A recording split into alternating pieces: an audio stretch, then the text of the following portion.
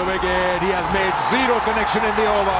What an over to bowl by Rishad, and stumped is Shaheen Shah Afridi. 11 রানের জয়ে 11 বছর পর পাকিস্তানের বিপক্ষে ওয়ানডে সিরিজ জিতল বাংলাদেশ। তাসকিনদের পেস তাণ্ডবে বিবর্ণ সালমান আখার সেঞ্চুরি, প্রধানমন্ত্রীর অভিনন্দন। সংবিধান সংস্কার পরিষদ নিয়ে সংসদে জামায়াত আমির ও স্বরাষ্ট্রমন্ত্রীর বিতর্ক। পরিষদ উহার প্রথম অধিবেশন শুরুর তারিখ হইতে 180 কার্য দিবসের মধ্যে জুলাই জাতীয় সনদ গণভোটের ফলাফল অনুসারে সংবিধান সংস্কার সম্পন্ন করিবে। সংবিধান সংস্কার পরিষদের যেখানে অস্তিত্ব না থাকায় প্রধানমন্ত্রীও সেটা পরামর্শ দিতে পারেন না রাষ্ট্রপতিকে, রাষ্ট্রপতিও সেই অধিবেশন আহ্বান করতে পারেন না, বিধায় সে করেননি। 133টি অধ্যাদেশ যাচাই বাছাই করে 2 এপ্রিল রিপোর্ট দেওয়ার নির্দেশ স্পিকারের। রেশনিং বন্ধ হলেও ফিলিং স্টেশনে তেল নিতে দীর্ঘ লাইন। মধ্যপ্রাচ্যের পাশাপাশি তৃতীয় কোনো দেশ থেকে জ্বালানি আনার কথা ভাবছে সরকার।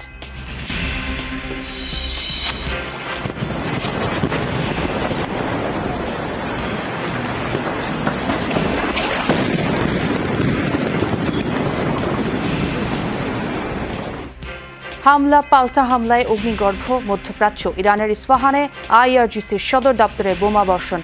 আমিরাতের মার্কিন ঘাঁটিতে মিসাইল ছুড়ল তেহরান।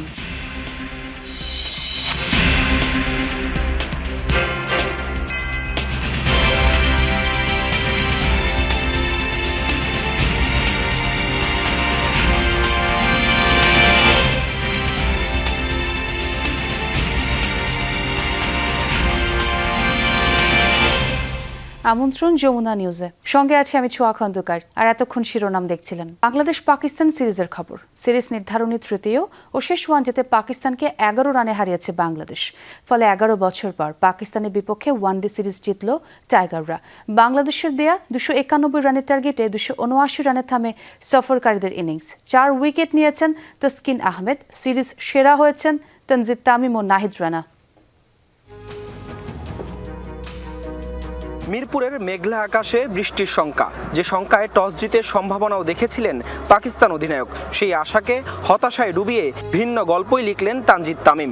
আকাশের মেঘ কেটে সূর্যের হাসির সঙ্গে এদিন হেসেছে তামিমের ব্যাটও। 4 ছক্কার ফুলঝুরিতে পাকিস্তানি বোলারদের রীতিমতো শাসন করেছেন এই টাইগার ওপেনার। সাইফের সঙ্গে 100 রানের জুটি পেরিয়ে নিজের নামের পাশেই 98 বলে মেইডেন সেঞ্চুরিটা লিখে ফেললেন তানজিদ। মাঝে সাইফ 36 আর শান্ত ফেরেন 27 রানে। এরপর তামিমের অসাধারণ ইনিংস। আবরার আহমেদের বলে 107 রানে থমকে গেলে মন্থর হয়ে যায় রানের চাকাও। তবে লিটন হৃদয়দের ম্যারাথন 40 ইনিংসে 5 উইকেটে 290 রানের বড় সংগ্রহই পায় বাংলাদেশ। লিটন 41 আর হৃদয় অপরাজিত থাকেন 48 রানে। হারিস রৌফ নেন 3 উইকেট। জবাবে লক্ষ্য তাড়া করতে নেমে তাসকিন রানার দাপটে প্রথম 3 ওভারেই সাজঘরে 3 ব্যাটার। 67 রানে 4 আর 82 রানে অর্ধেক ব্যাটার যখন সাজঘরে, তখন কোণঠাসা হয়ে পড়ে পাকিস্তান। তবে সালমান আখার সাথে আরেক অভিষিক্ত সাদ মাসুদের 79 রানের জুটিতে ঘুরে দাঁড়ায় সফরকারীরা। এরপর মাসুদ, ফাহিম আশরাফরা একে একে ফিরলে 209 রানে 7 উইকেট হারায় পাকিস্তান। কিন্তু আরেক প্রান্তে ঠায় দাঁড়িয়ে 89 বলে ক্যারিয়ারের তৃতীয় সেঞ্চুরি তুলে নেন সালমান আগা। সেই সঙ্গে ম্যাচেও পাকিস্তানের আশা জিইয়ে রাখেন তিনি। 14 বলে জয়ের জন্য যখন দরকার 30, তখনই 106 রানে সালমান আগাকে ফিরিয়ে আবারও বাংলাদেশকে ম্যাচে ফেরান তাসকিন। এরপর শেষ দিকে মুস্তাফিজের ইনজুরি ইস্যু ছাপিয়ে শেষ ওভারে দরকার ছিল 14 রানের। রিশাদ নৈপুণ্যে 11 রানের জয়ে ম্যাচের পাশাপাশি সিরিজটাও নিজেদের নিশ্চিত করল বাংলাদেশ। হাসান আল মারুফ, যমুনা স্পোর্টস, ঢাকা। টানা 2টা ওয়ানডে সিরিজ জিতল বাংলাদেশ। পাকিস্তানকে সিরিজ হারালো 11 বছর পর। স্বাভাবিকভাবেই অধিনায়ক মেহেদী হাসান, মিরাজ খুশি তানজিদ হাসান তামিমের পারফরমেন্সে, মুস্তাফিজুর রহমানের ডেডিকেশনে। পাশাপাশি কথা বলেছেন সালমান আলী আখাকে রান আউট করা ইস্যুতেও সিরিজ জয়ী টাইগারদের অভিনন্দন জানিয়েছেন প্রধানমন্ত্রী। না, অবশ্যই ভালো লাগছে। আর টিম বাংলাদেশ জিতলে অবশ্যই বেশি ভালো লাগে, আর হারলে তো অবশ্যই সবারই মন খারাপ থাকে। আর যেহেতু আমাদের এই সিরিজটা অনেক ইম্পর্টেন্ট ছিল, আপনারা সবাই জানেন যে আমাদের সামনে যেহেতু ওয়ার্ল্ড কাপের আমাদের কোয়ালিফাই আছে, সো আমাদের প্রত্যেকটা সিরিজই আমাদের জন্য খুবই ইম্পর্টেন্ট। গ্রেট, মোস্তাফিজ অবশ্যই বাংলাদেশের হয়ে অনেক অর্জন করেছে এবং ও যেভাবে বাংলাদেশকে অনেক ম্যাচ জিতিয়েছে একা এবং ওই পেশা সিচুয়েশনে হ্যান্ডেল করেছে, এটা আসলেই ওকে অবশ্যই স্যালুট দেওয়া উচিত। আর ব্যথা অনেক পেয়েছে এবং ওইভাবে ওই মোমেন্টে দেখেন আমিও অনেক হতাশ হয়ে গিয়েছিলাম, যে আমি চিন্তা করেছিলাম যে একটা বল কাকে দিয়ে করাবো, মানে আমার মাথার ভিতরে এরকম চিন্তা ছিল। বাট লাস্ট মোমেন্টে কিন্তু ও ফিজিওর সাথে কথা বলেছে যে না, যাই হোক আমি একটা বল করবই। না, অবশ্যই তামিম, আমি সবসময় বলি he is very talented player এবং আমার কাছে মনে হয় ওর সবসময় রান করা উচিত।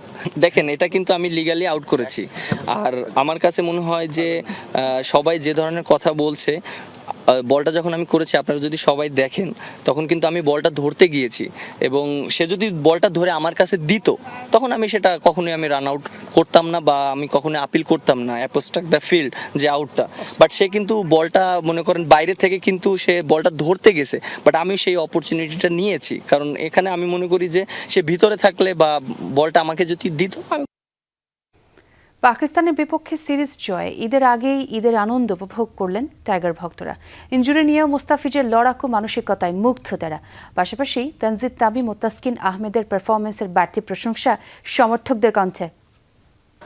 রুদ্ধশ্বাস একটা লড়াই, রোমাঞ্চকর একটা ম্যাচ। শেষ বলে বাংলাদেশের জয়, 2-1 সিরিজ নিশ্চিত করলো টাইগাররা। তাসকিনের 4 উইকেট, তানজিদ তামিমের সেঞ্চুরি, শেষ ওভারে রিশাদের দারুণ নৈপুণ্য, সব মিলে ভক্তরা কেমন দেখলেন ম্যাচ একটু জানতে চাই। কেমন সব মিলে শেষ বলের জয়? অনেক অসাধারণ খেলা খেলছে মুস্তাফিজ ভাই, যে বলটা লাস্টের বলটা করেছে, ইনজুরি যাওয়ার কথা ছিল, ইনজুরি যাতে মানে যাওয়া হয় নাই। রিশাদের বলটা বিশেষ করে লাস্ট ওভার অনেক ভালো ছিল, অনেক ভালো। তানজিদ তামিমের ব্যাটিং কেমন দেখলেন?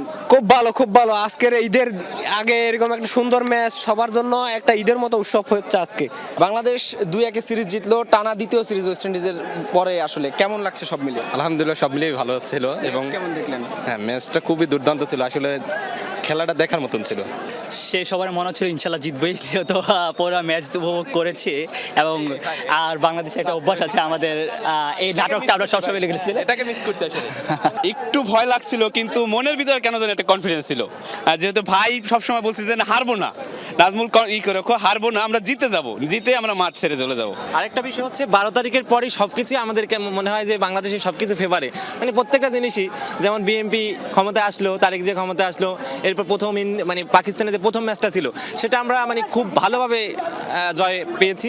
আজকে দেখবেন মুস্তাফিজ যেভাবে ইনজুর হয়েছিল, সেখান থেকে উঠে যেভাবে উইকেটটা পেলো, সে ওইখান থেকে আমরা বলতে চাই বাংলাদেশ টিম অনেক বেশি বুস্ট আপ হয়ে গেছে, তারা অনেক বেশি প্রফেশনাল হয়ে গিয়েছে। চমৎকার একটা ম্যাচ উপভোগ করেছি। এর আগের দুইটা ম্যাচ এক পেশে হয়েছিল, একবার বাংলাদেশ জিতেছে, একবার পাকিস্তান, কিন্তু এই ম্যাচটা একটা হাড্ডাহাড্ডি লড়াই হয়েছে। এই ধরনের ম্যাচ আসলে সচরাচর দেখা যায় না বাংলাদেশে।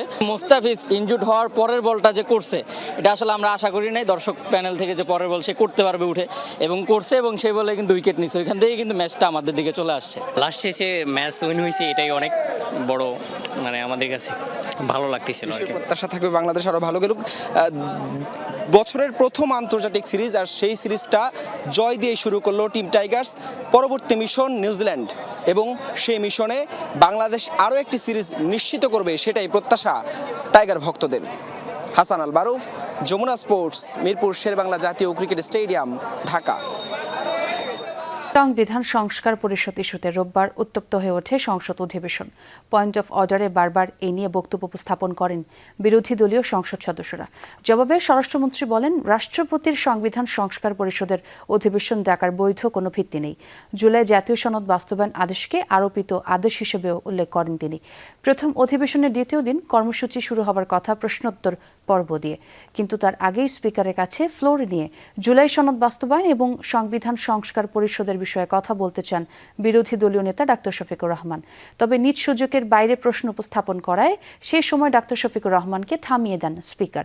পরে জনগুরুত্বপূর্ণ নোটিশ নিষ্পত্তি নিয়ে সংসদ সদস্যদের বক্তব্যের সময় আবারও ফ্লোর নেন বিরোধী দলীয় নেতা। ভোটের ফলাফলের গেজেট প্রকাশের 30 দিনের মধ্যে সংবিধান সংস্কার পরিষদের সভা আহ্বান না করায় উদ্বেগ প্রকাশ করেন। বিরোধী দলীয় নেতার বক্তব্যের জবাব দেন স্বরাষ্ট্রমন্ত্রী সালাউদ্দিন আহমদ।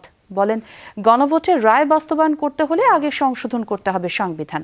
অধিবেশন মুলতবির পর বিরোধী দলীয় নেতা গণমাধ্যমকে বলেন, সংসদে এর সমাধান না হলে রাজপথে নামবে বিরোধী দল।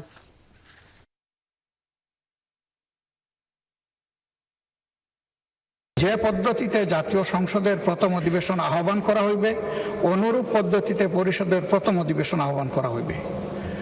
আমার বিষয়টা এখানেই কনসার্নের। আজকে 30তম পঞ্জিকা দিবস, কিন্তু এর মধ্যে এই অধিবেশন আহ্বান করা হয়নি। জাতির কাছে অঙ্গীকার করেছি যে জুলাই জাতীয় সনদ ঐতিহাসিকভাবে যেভাবে স্বাক্ষরিত হয়েছে, রাজনৈতিক সমঝোতার দলিল হিসেবে তার প্রতিটি শব্দকে আমরা সম্মান করি। সংবিধানে তত্ত্বাবধায়ক সরকার ব্যবস্থা ফিরিয়ে পূর্ণাঙ্গ রায় প্রকাশ করেছেন আপিল বিভাগ। বহুল আলোচিত এই মামলার পূর্ণাঙ্গ রায় বলা হয়েছে, সবশেষ অবসরপ্রাপ্ত প্রধান বিচারপতিই হবেন তত্ত্বাবধায়ক সরকারের প্রধান। রোববার বহুল আলোচিত এই মামলার ৭৪ পৃষ্ঠার পূর্ণাঙ্গ রায় প্রকাশ করেন আপিল বিভাগ। রায় লেখেন সাবেক প্রধান বিচারপতি সৈয়দ রেফাত আহমেদ। রায়ে বলা হয়, আগামী নির্বাচন থেকেই তত্ত্বাবধায়ক সরকার ব্যবস্থা কার্যকর হবে। আইনজীবীরা বলছেন, তত্ত্বাবধায়ক সরকার গঠনে পরিবর্তন করার সুযোগ রয়েছে সংসদের হাতেও। ২০১১ সালে আপিল বিভাগের এক রায়ে পঞ্চদশ সংশোধনীর মাধ্যমে সংবিধান থেকে বাদ পড়ে তত্ত্বাবধায়ক সরকার ব্যবস্থা। এর মাধ্যমেই বাংলাদেশের রাজনীতিতে সংঘাতের সৃষ্টি হয় বলে দাবি বিএনপি ও জামায়াত সহ রাজনৈতিক দলগুলোর। ১৪ বছর পর বিএনপি, জামায়াত ও ৫ বিশিষ্ট ব্যক্তির আইনি লড়াইয়ে ২০২৫ সালের ২০ নভেম্বর সংবিধানে তত্ত্বাবধায়ক সরকার ব্যবস্থা পুনর্বহাল করে রায় দেয় আপিল বিভাগ। দেশের ১২টি সিটি কর্পোরেশনের প্রত্যেক পরিচ্ছন্নতা কর্মীর জন্য ৫,০০০ টাকা করে ঈদ উপহার দিয়েছেন প্রধানমন্ত্রী তারেক রহমান। রোববার বিকেল ৩:৩০টায় সংসদ সচিবালয়ে চট্টগ্রাম সিটি কর্পোরেশনের মেয়র ও অন্যান্য সিটি কর্পোরেশনের প্রশাসকদের হাতে চেক তুলে দেন প্রধানমন্ত্রী। এ সময় তিনি বলেন, নগর সেবায় নিয়োজিত সকল কর্মীর কল্যাণে সরকার ভবিষ্যতেও বিভিন্ন মানবিক ও কল্যাণমূলক উদ্যোগ অব্যাহত রাখা হবে। এ সময় স্থানীয় সরকার মন্ত্রী মির্জা ফখরুল ইসলাম আলমগীর, প্রতিমন্ত্রী মীর শাহে আলম উপস্থিত ছিলেন। জ্বালানি সরবরাহ স্বাভাবিকের পাশাপাশি সাশ্রয়ী ব্যবহার নিশ্চিত করতে কঠোর অবস্থানে যাচ্ছে সরকার। বন্ধ করা হয়েছে পেট্রোল পাম্পে সব ধরনের রেশনিং, অর্থাৎ চাহিদা মতো তেল নিতে পারবেন গ্রাহকরা। মূলত ঈদ যাত্রা নির্বিঘ্ন করা আর জ্বালানি সরবরাহ আশানুরূপ হওয়ায় এই সিদ্ধান্ত। তবে মার্কেটে অপ্রয়োজনীয় লাইটিং বন্ধ না করলে সরকার কঠোর হচ্ছে বলেও জানিয়েছেন জ্বালানি প্রতিমন্ত্রী। তিনি বলেন, বৈশ্বিক সংকটের মধ্যেও জ্বালানি তেলের দাম বাড়ানোর কথা ভাবছে না সরকার। মধ্যপ্রাচ্যের পাশাপাশি তৃতীয় কোনো দেশের মাধ্যমে তেল আনার কথাও জানান অনিন্দ ইসলাম অমিত। এই বৈঠকে ফুটপাতের দোকান, অবৈধ বিদ্যুৎ সংযোগ কিংবা ব্যাটারি চালিত অটোরিকশায় বিদ্যুতের ব্যবহার নিয়ে ব্যবসায়ীরা প্রশ্ন তুললেও তার কোনো সদুত্তর দেননি প্রতিমন্ত্রী। দুটো বিকল্প নিয়েই কথা বলছি। এমন হতে পারে রাশিয়ান ক্রুড অয়েল অন্য কোনো দেশ থেকে রিফাইন্ড হয়ে এখানে আসবে, সেটাও হতে পারে। যদিও তাদের আরেকটি কোম্পানি আমাদেরকে বলবার চেষ্টা করেছে, তারা যে ধরনের তেল সাপ্লাই দিবে সেটা আমাদের রিফাইনারি সেটা রিফাইন করতে পারবে। সংবিধান সংস্কার পরিষদের বাস্তবায়ন না হওয়ার পেছনে প্রধানতম দায় প্রধানমন্ত্রীর বলে মন্তব্য করেছেন জাতীয় নাগরিক পার্টি এনসিপির সদস্য সচিব আক্তার হোসেন। বিকেলের ন্যাশনাল প্রফেশনালস অ্যালায়েন্সের ইফতার ও দোয়া মাহফিল অনুষ্ঠানে তিনি মন্তব্য করেন। বলেন, সংস্কার পরিষদের অধিবেশন ডাকার জন্য একমাত্র দায়িত্বশীল ব্যক্তি হলেন প্রধানমন্ত্রী। ৩০ দিনের মধ্যে সংবিধান সংস্কার পরিষদ বাস্তবায়ন হওয়ার কথা থাকলেও তা হয়নি। তিনি আরও বলেন, এর মানে এই নয় যে ৩০ দিন পার হয়ে গেলে সংবিধান সংস্কার পরিষদ বিলুপ্ত হয়ে যাবে। এই সংসদ ৫ বছরের জন্য বলেও মন্তব্য করেন তিনি। আজকে ফলাফল ঘোষণার ৩০ দিন সম্পূর্ণ হলো, কিন্তু সংসদের অধিবেশন চললেও সংবিধান সংস্কার পরিষদের অধিবেশন আহ্বান করা হয়নি। সংবিধান সংস্কার পরিষদের অধিবেশন আহত না হওয়ার পেছনে প্রধানতম দায় প্রধানমন্ত্রী তারেক রহমানের। প্রধানমন্ত্রী তারেক রহমান ২০২৫ সালের সংবিধান সংস্কার বাস্তবায়নের জন্য যে জুলাই সনদ আদেশ, সেটাকে তিনি কার্যত অমান্য করেছেন। ৩০ দিনের বাধ্যবাধকতা তিনি পরিপালন করেন নাই। ঈদের সময় ফাঁকা ঢাকায় নিরাপত্তার স্বার্থে অর্থ, স্বর্ণালংকার ও মূল্যবান দ্রব্যাদি হেফাজতের আহ্বান জানিয়েছে ঢাকা মেট্রোপলিটন পুলিশ। রাজধানীর মিন্টো রোডে হওয়া সংবাদ সম্মেলনে ডিএমপি কমিশনার বলেন, ঘরমুখ মানুষের যাত্রা নির্বিঘ্ন করতে এবং নিরাপত্তায় পর্যাপ্ত প্রস্তুতি নিয়েছে পুলিশ। অতিরিক্ত ভাড়া আদায় সহ বিভিন্ন অনিয়ম রুখতে মাঠে মোবাইল কোর্ট পরিচালিত হবে। নগদ অর্থ এবং স্বর্ণালংকার পরিবহনে ডিএমপির মানি এসকর্ট সার্ভিসের সহায়তা নেয়ার আহ্বানও জানান ডিএমপি কমিশনার। দর্শক, এই মুহূর্তে টঙ্গীর মাঝের বস্তিতে গাজীপুর মেট্রোপলিটন পুলিশের অভিযান চলছে। আমরা একটু খবর জানবো আমার সহকর্মী পলাশ প্রধানের কাছ থেকে। পলাশ, অভিযানে এখন পর্যন্ত কয়জনকে গ্রেফতার করা হলো এবং অবৈধ কোনো অস্ত্র কিংবা মাদকের সন্ধান মিলেছে কি? আসলে সবকিছু উদ্ধার করা হয়েছে। প্রায় 1.5 ঘন্টা যাবত অভিযান চলছে, এখনো অভিযান চলমান রয়েছে। গাজীপুর মেট্রোপলিটন পুলিশ কমিশনার পক্ষ থেকে এই প্রথম একটি বিশাল একটি অভিযান, সেই অভিযানটি মূলত চোখে পড়ার মতন। এখানে বেশ অনেকজনকে আসলে আটক করা হয়েছে, দেশীয় অস্ত্র উদ্ধার করা হয়েছে, মাদক উদ্ধার করা হয়েছে, মাদক সরঞ্জাম উদ্ধার করা হয়েছে।